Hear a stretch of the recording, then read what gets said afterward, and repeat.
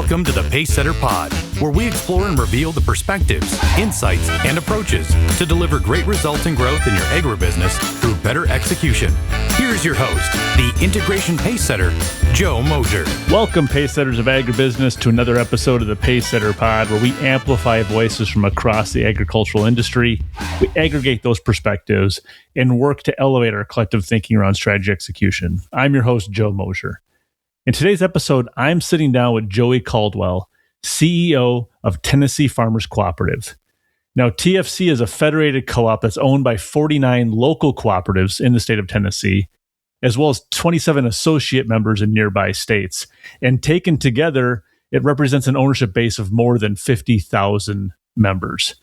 Now, Joey has 4 decades of experience in the cooperative industry, and I am sure that many of you who are listening in today know him personally. In this conversation, we're going to cover some really interesting, but not just interesting, but also very relevant topics. Things like the role of service in the cooperative system and how you might consider leading the evolution of what service means rather than chasing it in the marketplace. We talk about how do you maintain relevance as a cooperative by controlling drift of focus, drift of capital, drift of attention, when all the pressures for profitability, all the pressures for growth are going to increasingly tempt you to start to maybe look outside the boundaries of what you've done in the past. Really, how do you collar yourself such that your side projects that maybe are not core to your business actually accrue value back to the organization in a way that's meaningful and consistent and don't distract you and have the unrealized cost of distraction along the way. We're going to talk about rethinking influence within the cooperative system and Joey's thoughts around how you might actually have more impact and more influence as a customer of the co-op versus a board member, right? Being a board member doesn't necessarily mean that you can drive the future. People vote with their dollars, they vote with their bushels, they vote with their voice, and that has a real role. We're going to dabble into who actually owns strategy in a co-op, the management team or the board. Maybe it's not binary. And then we're going to kind of close out with where Joey sees prospects for growth of the local co-op in the business today. And I think that's a really important question. We talk about where will growth come from, because consolidation, long the inorganic accelerator of growth, the default strategy to relieve pressure when necessary, I believe is maybe starting to reveal the limits of scale as a strategy.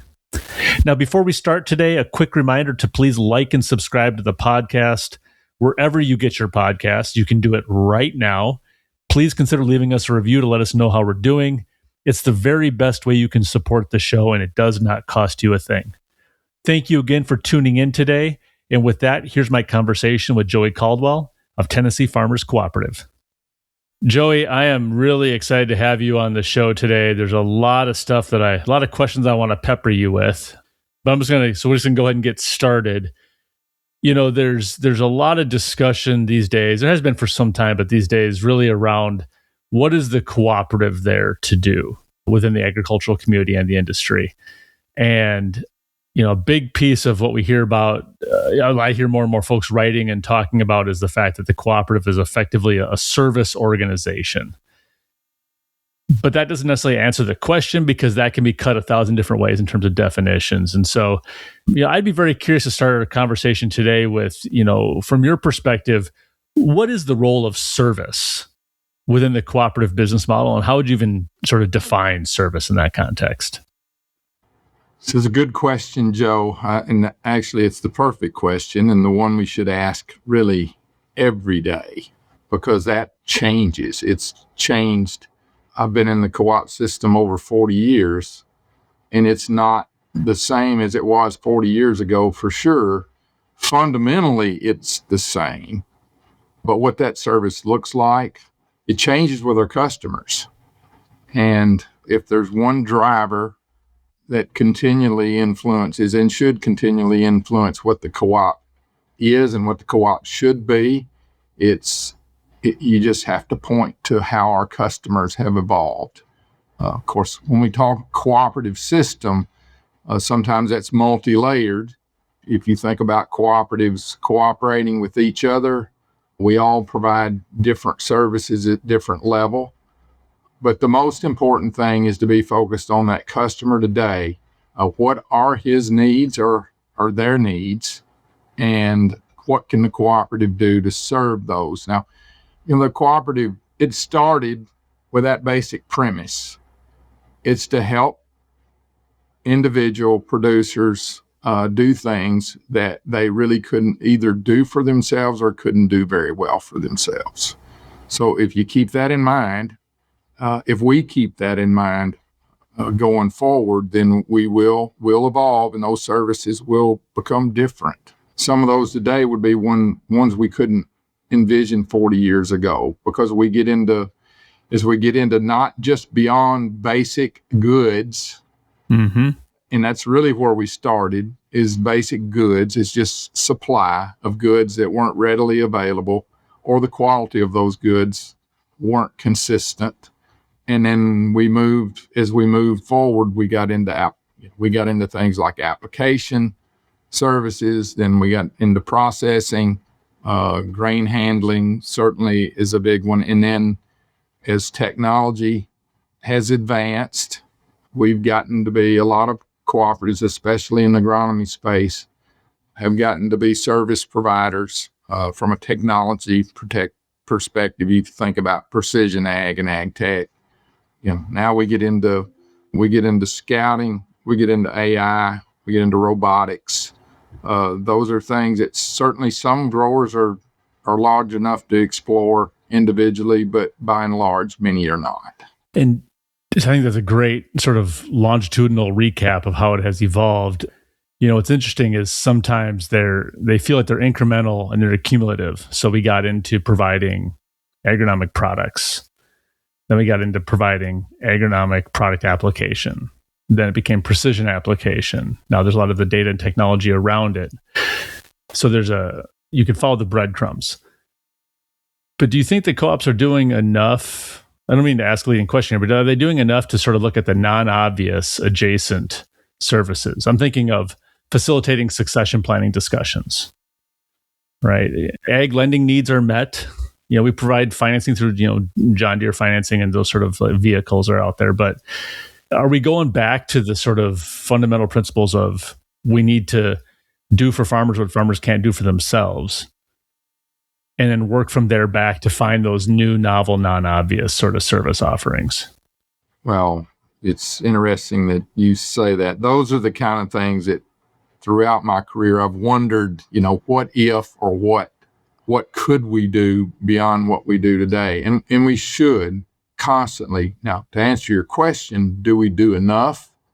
I would say the answer to that question was no. And part of the reason is there's not comfort in that. And so you have to step out of the comfort zone to go somewhere where maybe nobody's been before. But it is the right approach, and it is the one we should constantly challenge ourselves.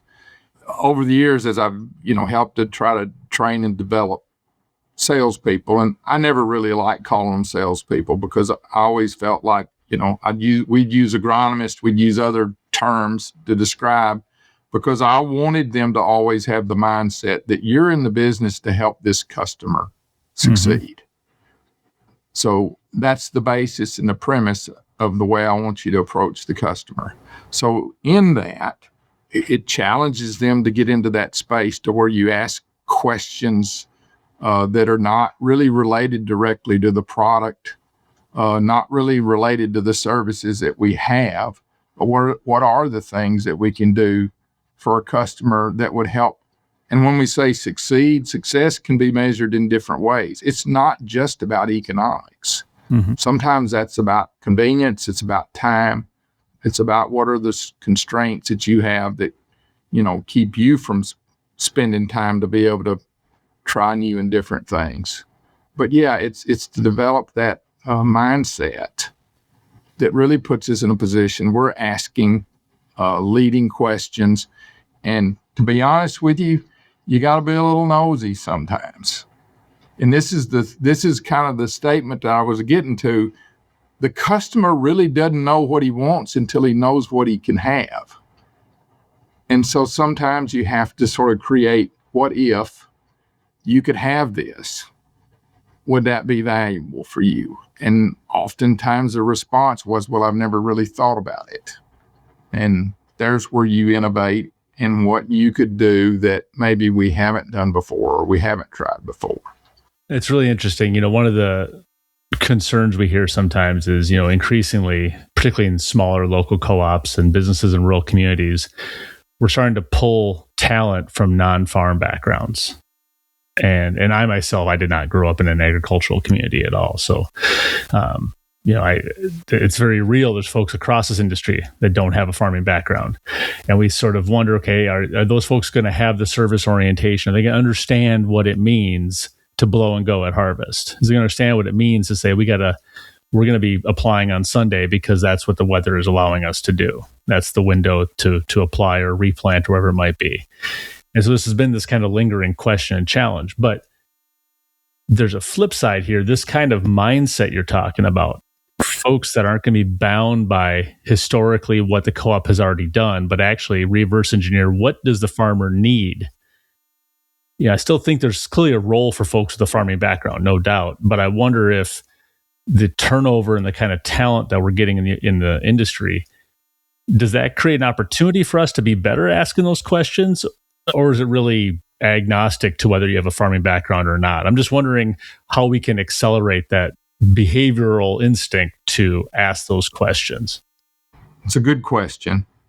I think there is value in both, but there's also, presumption because someone doesn't have a ag background that they may not be passionate about agriculture, or they may not become passionate about agriculture. We don't give ourselves enough credit at times about, and I'm going to say this in general, the culture, it is different. It's what's kept me engaged for over 40 years. And it is about the people.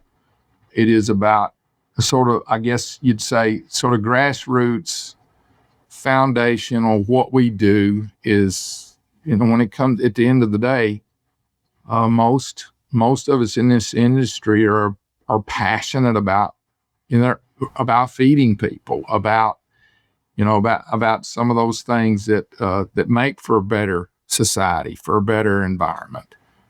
And that culture, if we, it's actually makes it pretty easy for us to recruit and attract if we'll give ourselves credit for that. Now, one of the things, and this may stray a little bit from the question, that I always look for in recruiting talent is curiosity. And so if you find individuals that are curious and are continuous learners, this becomes pretty easy for them. And it's natural for them to ask a lot of the questions and then developing the skill of, okay, what are those questions you really need to be asking? Yeah, I think I couldn't agree more. I think this industry and given the number of exogenous factors that can impact the business day to day, week to week, month to month, season to season, it's such a dynamic environment. Having that curiosity mindset, just learning the basic business, that'll keep you engaged for years. Then you layer on the volatility. Then you layer on the evolution. Then you layer on technology changes, and it's an opportunity-rich environment for those that are curious. It's actually the challenge is kind of probably harnessing your curiosity to productive uses because you don't want to get distracted along the way, right? Yeah, you made a comment that it sort of touched on something, the business acumen. That is one that I oftentimes in the industry we miss a bit. We don't pay enough attention to. It's also an area where our customers, our owners, it needs to be more a part of our sort of educational approach to the business. And if you're cooperatives, it's part of our DNA. It's foundational. Goes back to our original principles. Education is a big part of that. And I think the business acumen, education, I was reminded the conversation I had not too long ago with Carl Dickinson, and we talked about that very subject. He's certainly been through a lot of mergers and acquisitions in his career, and he sort of brought that up. Oftentimes, that's what you begin to discover is we probably don't spend enough time there. Yeah. Any thoughts on why that is? Do we take it as a given? Are we victims of the specialization trend of folks are increasingly sort of pigeonholed into this is your job within the organization, and we don't go back to peers basis? I think part of that may have to do with our historical culture that most of us came off the farm. And I mean, we loved all these things about farming, and we, whether it was agronomics or it was animal husbandry, whatever that was that sort of attracted us and kept us in the industry and kept us engaged.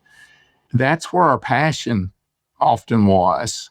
And, some of us learned and developed that on our own.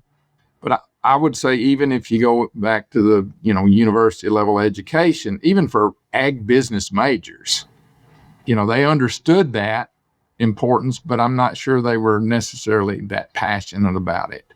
So, and a lot of us that end up in leadership, we come from the other side. We come from the sales side, or we come from the agronomy side. My passion was in agronomics, and there was a time when I thought, that's what I wanted to do. And then as I began to learn the business side and the leadership side of the business, I said, no, this is really the sweet spot for me. Well, and I think there's probably a role for everyone in that type of a model, where if you think about the business side of it, it's kind of the connective tissue between the what you do, why you do it, who you do it for, and how you monetize it. Some folks, and we need these people in our businesses, some folks don't want the muddied waters of that business side of it, of the connective tissue. They say, I want to know who I'm serving and how I best can serve them. I want to know how we get a crop to grow in the field. I want to know how we're going to safely and efficiently, originate that crop, handle it through our facilities, and deliver it to a demand market. So it maybe it is a matter of also selecting into who fits the right spot. But I do agree that there's probably a baseline level of business acumen we need to develop, because ultimately it comes down to, why are we doing certain things? Because you'll be asked to do things that don't fit into your mindset of, I just want to grow a healthy crop. And we're saying, well, we need to produce different types of crops, different types of specialty products, et cetera. And having that business context will help with that. I'm going to help shift us a little bit here, Joey. Growth in the co-ops is challenging, and perhaps it's never been more challenging. Just trying to outrun the rate of inflation and the increased cost of operations on an annual basis is tough. And locally, from what we hear from a lot of the folks we talk to, it can often feel like a fight for a knife in the mud, right? And because all the folks around you, whether they're privately held, other co-ops, independents, they're trying to do the same thing. Everyone's fighting for that same narrow margin. One of the ways that we do see organizations start to adjust to these conditions is they start to tackle some of these new novel side ventures, which is a good thing. We're just talking about the importance of being curious and asking those questions, right? What else could we be doing? But not all revenue is generated equal. And sometimes you get into JVs or strategic alliances or non-obvious investments that maybe they work, maybe they don't, but they don't necessarily feel core to your principles, the principle of the organization. And so I'm wondering, for you in your experience, how have you yourself, or how have you coached others on balancing the focus between the core activities and allocating attention and focus to maybe non-core or non-obvious other ventures? Yeah, so I'm going to narrow that a bit, in that my preference certainly is there should be some connection. There should be some alignment. Beyond it generates revenue. Yeah, it's the ones that just are just purely to produce revenue or to be maybe profitable. I'm not a big fan of cooperatives doing that. I don't think that's really a space that I'm certainly not comfortable playing, and I don't know that it's wise for cooperatives to play in. But there are those that are closely related, and they may be somewhat venturesome and experimental. I am a fan of trying things. The danger is We tend to be in the cooperative system. We tend to be patient. We tend to have patient capital. But when it comes to these kind of ventures or investments, that's also a danger that we get too patient and we don't. If it succeeds, that's awesome. There should be a timeline and an expectation for success. But if it does not, we need to really learn how to fail fast. And I use the term fail fast is if it's not working, you just sort of own up to it, cut your losses and move on. But the danger in you get too many of those and you begin to drift, and all of a sudden you get focused on these other ventures, and you can lose focus on what your core business is and who are your core customers and what are those sort of core goods and services that they depend on you. Now, you mentioned growth. I am a big fan of sort of that. When I say organic growth, is growth within the share of what that customer base needs and that what those services you may be able to provide. So without necessarily pointing fingers, including pointing fingers at the guy in the mirror, just for illustrative cases, there's any sort of examples of maybe what you've seen co-ops dabble in, and regardless of the results it produce, that maybe starts to feel like it's outside the boundaries of what is relevant to the core business. I've got some thoughts, but I'd be curious to kind of hear what you've seen that maybe makes you stop and say, that doesn't seem to be part of a traditional business plan for a co-op. Yeah, I'm trying to think of maybe a good example that would, if you're an agronomy co-op, agronomy based, and you decided that you wanted to venture over into, let's just say, something that really wasn't related to agronomy at all. It wasn't really related to your customer base at all. You've all of a sudden decided you're going to enter into the hog production, and there is no hog production. So you were going to kind of venture that from scratch. That would be kind of a tough venture. But that one would be one that, I'd say, okay, it's somewhat related. Your customers are producing grain. And so that could become a part of that demand creation for production on the agronomy side. That would be one that would be somewhat related, but still may be somewhat risky. Now, the flip side would be, okay, you decided you wanted to you wanted to start producing ice cream. And you could make the same stretch. Well, that's food production, but there's no dairies. There's no, that's a bit of a stretch. I've got a few more direct. Let's just say if you wanted to venture into the live auction business, and we've actually done that. Part of that business is succeeding and part is not. And so, not to mention but it was a novel idea. There's been some level of success on the livestock side, but the other parts of that we tried to sort of add on. They have not been successful. And the best thing to do is to move faster towards, more resources in what is working and less in what is not.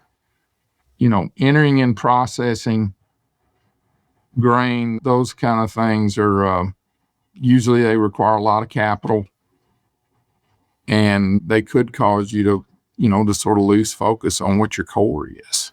Yeah, there's a good examples. There was one that I heard of anecdotally, so this is not direct experience, but a smaller operation had mothballed an elevator that was in an immediate sort of first ring outside of an MSA, so a mean statistical area in the Corn Belt, so outside of a mid-sized city, and they knew there was a need for remote work type co-working spaces, and so they endeavored to take the former building that was there for some of their regional staff and convert it into a co-working space.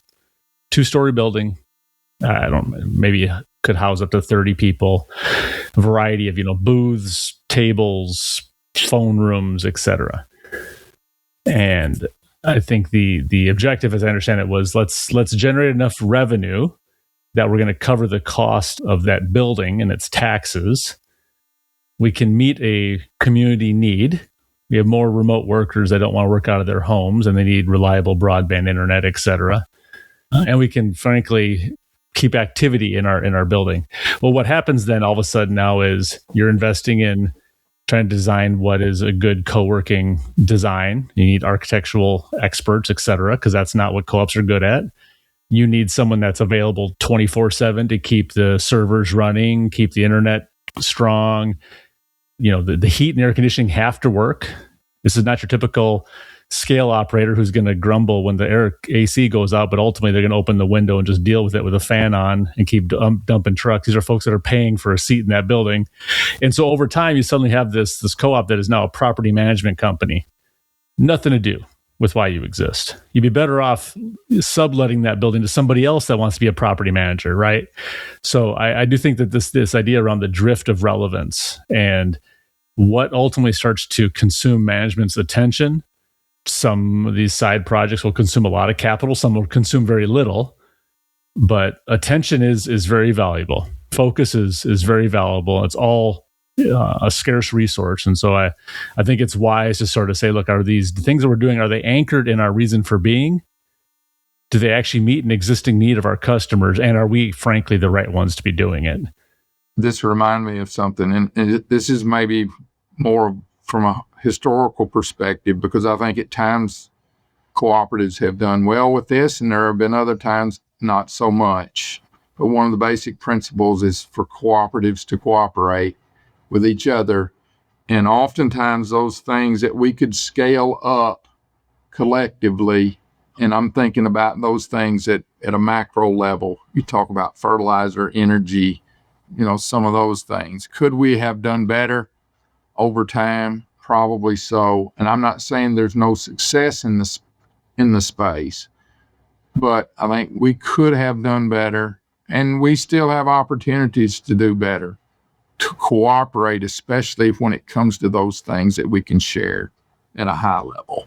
And that certainly helps the cooperative business model scale.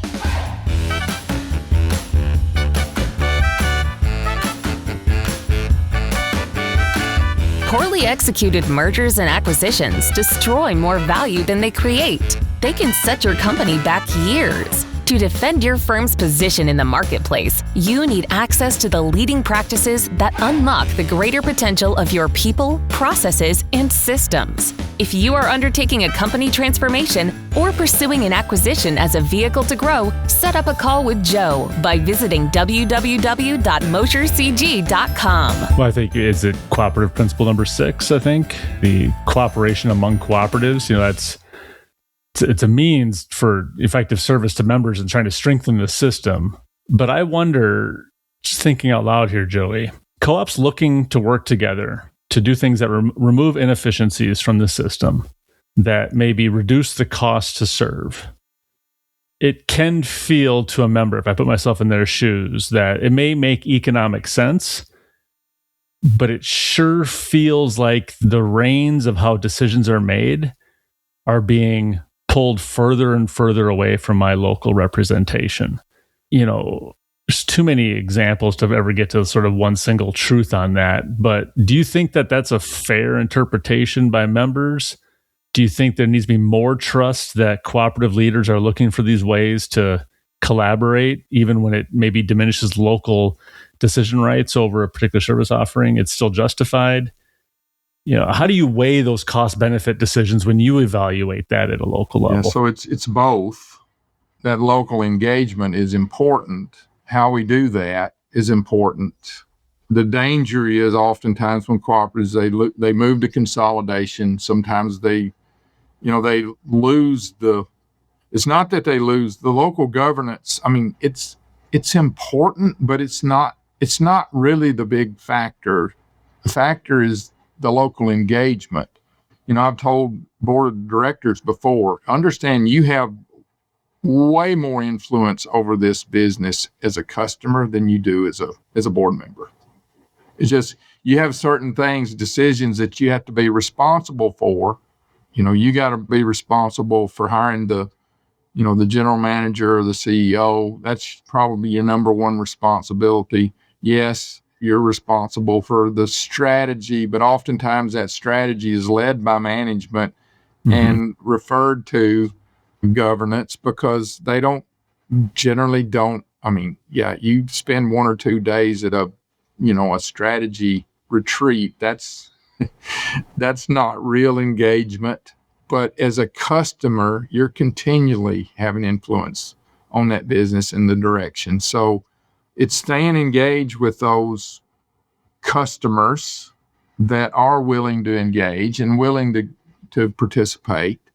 They don't necessarily have to be part of the governance system. And I can give you an example, and this was, in my experience, cooperative that I managed that merged in to a larger organization, and that local team still engages with that local board. The local board still exists. Now, they don't get involved in capital decisions or anything like that. Now, they do get involved in distributing earnings. But the main thing is they're still engaged with that management team on what's going on with the operations. And also there's dialogue on where are they, and I'm talking about the business itself, where are we missing the mark? I think that if we don't maintain that, yeah, that drift is dangerous, but it is fair. If you don't communicate, if you don't have that communication, then yes, you lose that sort of ownership connection. But now I'm going to say ownership has got more and more to do with influence than it does actual ownership. It's sort of, the survey says that the customer base they don't hold that as high value as they once did. And what do you think is driving that, sort of the reduced focus on the value of that ownership? Well, I think as businesses have gotten larger, and even our cooperatives, they're not as grassroots, and communities are different. We have communities now where you got maybe you may have a county that has one large producer. And they're just almost completely, they're a different creature from all other producers in the county, which, they may be mostly part-time. So you get these situations where the demographics of the farm community have changed. And so it's more of the nature, the profile of the growers, as opposed to the individual assignment of value that they place on their role as an owner. In the beginning or early on, a lot in co-ops, individuals had to put up capital out of their, out of their back pocket. Over time, that capital is earned. It's entrusted, but it's earned by the cooperative. And so that separation in and of itself, and let's just say as the cooperative's sort of business acumen is improved, and that has improved, I think there's less emphasis on that ownership. Not that it's not important. I just think the emphasis is different. And it may even be, Joe, I may even be able to make this statement in a true statement. Well, it really hadn't that the ownership has decreased in importance. There are other issues that have risen above it. That's what I was sort of hypothesizing indirectly with the assignment of value. Not to suggest that it has no value, but there are more pressing concerns on their mind. And patronage refunds and sharing the profits, yes, it's still important. But I think there are other things that rise above that. And that's the way the cooperative should work. Is if you meet all of these things and you do it efficiently and you have a good experience, then whatever profits are made are shared. But there's not a presumption that, that profit leads that discussion. Well, I think it's the dual nature of the cooperative model for its memberships, that you have economic rights reflective over time of how you have voted with your dollars and your bushels and your business, right? How much you participated and transacted with the co-op. and what sort of financial sort of, not reimbursement, but distribution you earn at the end of the year. But you also have these voting representation rights. And I think at any given time, it's rarely going to be 50-50, right? Certain times a year, certain times of the economic cycle, certain times of your own career and what your objectives are, what your priorities are. Are you building your business or looking to exit and transition your business? You're going to weight differently those two aspects of membership benefits within the cooperative. Yeah. You mentioned the margin earlier, and yes, there is a cost and there's a margin cost. But I guess the analogy that I've always tried to use, or at least I'm not going to say always, that I've learned to use is, are you trying to extract a margin to support the business that you have? Or are you trying to extract a margin relative to the business that you need to have to serve those owners? Mm-hmm. Interesting. And that should always be evolving. Yeah, you said something earlier that I don't want to lose track of. You had sort of alluded to a board member may be responsible to some degree of strategy. But then, of course, the strategy may often be developed and driven by management. And so clearly the board has a role in reviewing and validating strategy, endorsing it, pressure testing capital proposals against it, all that. But sort of previewing, I'm thinking of in the future, probably getting some folks like yourself, and maybe this is an invitation to you as well, Joey, you and a couple of your other peers in the industry to sit down and have a discussion around this. But what are your thoughts around who actually owns strategy within a cooperative between management and the board? If it's shared, which is driven by which group? How would you characterize that? So it is shared. And it's great. I mean, in almost any demographic of a board, certainly you will have some board members that are more in tune to strategy than others. You'll have those that sort of have the ear to what's going on in the community or in the business landscape and thinking about what if. Those people exist and they're awesome to have on your board. But you've always got a number that says, they've got their own business. And that's their focus. That's where they spend their time. And the management of the cooperative should be constantly involved in strategic initiatives, strategic thought, listening to customers, their entire team listening to customers. So just by the nature of management is going to have a tendency to spend much more time thinking about strategy and probably less so from the board. So I think the board, yes, it should always be pressure tested with them for sure. And there will always be some in the board that are engaged and engaged more constantly. But as a rule, the initiative, in my experience, does not come from that.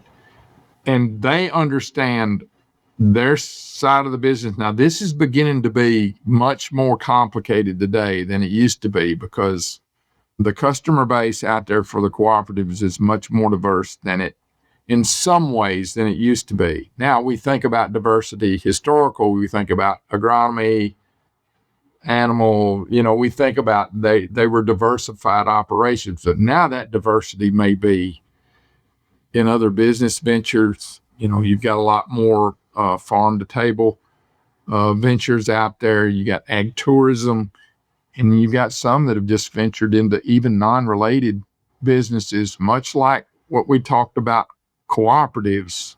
A lot of these producers are doing the same thing. So when you start thinking about strategy, you kind of have to narrow the scope of that somewhat. And those guys they're thinking about strategy about their own business. Sometimes you have to sort of reel that in when you bring them in to start talking about strategy for the cooperative. So I continue to think about this quite a bit. I'm not going to sit here and think out loud today. I don't want to cannibalize the time we have to hear from you, Joey. But I think wrapped in all of this, who owns the strategy? What does owning the strategy mean? What's the role I play as a board member versus a member of the management team?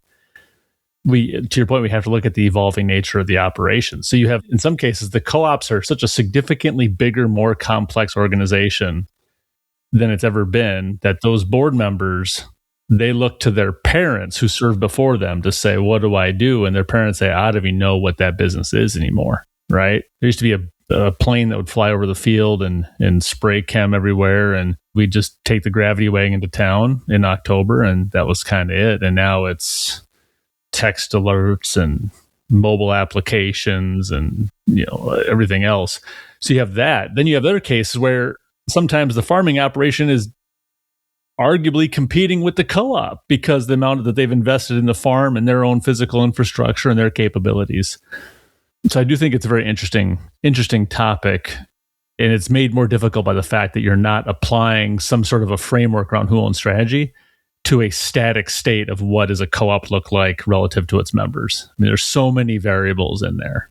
We've had a couple of clients in the past couple of years where, in two different cases, two separate co-ops, they had seating members of their board that actually their full-time job in their careers, they were bankers. One of them owned a bank. One of them was a top guy at a local bank. They had accumulated enough farmland and basically had it, was actively being farmed on behalf of one of their LLCs. They have a wildly different lens on their role as a board member and what the nature of the business is. And so I guess I won't go off to the tall grass anymore there, other than to say it's a multivariable challenge. But I do think we ought to, as an industry, probably try to arrive at some more shared clarity around distinguishing the baseline definitions of board's role in ownership and strategy and management's role in ownership and strategy, because I think it too often becomes a reflection of the strengths and capabilities of the two bodies in that local co-op. Strong GM who's strategically minded, future-oriented, have delivered results in the past, and suddenly the board follows them. And that works great until it doesn't. Or vice versa, you've got a CEO that says, look, I'm just waiting for the board to tell me what to do. That also is probably not great. It is both. And usually one, if that you describe that GM that's innovative and forward-looking, if they're really worth their salt, they're also bringing their board along. Well said. To that mindset. Because if you're not thinking about evolution, if you're not thinking about evolving, then, things are moving too fast today, and you can find yourself irrelevant much faster than you think possible. And yeah, that guy that you said, that business that looks like it's beginning to compete with the cooperative, you want them in that conversation. Because when you start thinking about a big part of the cost in this business is distribution. Mm-hmm. We talked about growers being, price takers on both sides. Well, they're also the same part of that distribution system on both sides. And there should be engagement on how can we be more efficient there. I think that is a key strategy discussion you should have with or co-op should have with their customers, because you're right, a lot of them are in the trucking business. A lot of them they're in these other ventures. Yes, it looks like they're competing. They don't have to be competing. They can be part of the discussion. A couple of questions there. One, maybe not a question, but an observation. Why have they chosen to quote unquote compete? That might be a reflection back to the management team of what is it that we have chosen explicitly or implicitly chosen by failing to provide. What is it that we're not doing that has incentivized our customers to invest in a capability, maybe first mile, last mile logistics, whatever it is, such that we now are trying to figure out how do we win that business back or navigate around it. It kind of brings me to the last question I wanted to ask you here before we run out of time, Joey, this is a big question to try to shoehorn into the last 5 minutes, but we talked earlier about margin erosion, the challenges with growth within the cooperative, something we didn't talk about, but I think we both share the belief that there's probably fewer and fewer needle movers out there from a merger perspective. Certainly as co-ops get bigger, right? You eventually, there's limits to consolidation as a strategy. So if there's so much pressure for growth and so many ways that's making that growth harder, And we want to layer in, be mindful of drift. Remember, read from the book of Joey, be mindful of, drifting into irrelevance, stay focused on your core. With all that happening, what are some of the best ways that you think a local co-op, I know you lead a federated organization, but a local co-op could actually pursue sustainable, productive, organic growth within their trade area?